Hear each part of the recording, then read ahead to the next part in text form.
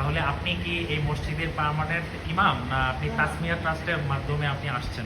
না না, এখানে আমি ইমাম না, ইমাম হচ্ছে আরেকজন আছে। আমি তাসমিয়া ট্রাস্ট থেকে এখানে এসেছি আপনাদের যে ছয়শতি ইউনিয়নে প্রায় 3-4 মাস যাবত আমি এখানে কোরআন ট্রেনিং করাচ্ছি, বয়স্ক ক্লাস করছি। আলহামদুলিল্লাহ অনেক ফায়দা হইতেছে।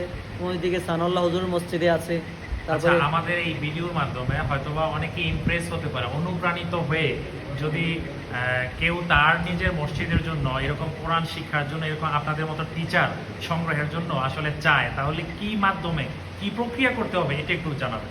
জি জি, এই বিষয়টা হচ্ছে যে আমাদের অফিসে যোগাযোগ করতে হবে। অফিসটা আমাদের কোথায়? হ্যাঁ, আমাদের অফিস হচ্ছে বসুন্ধরাতে। বসুন্ধরা। হ্যাঁ, বসুন্ধরাতে পড়েছে। ওইখানে আমাদের একটা অস্থায়ী অফিস আছে, আমাদের মাদ্রাসা আছে।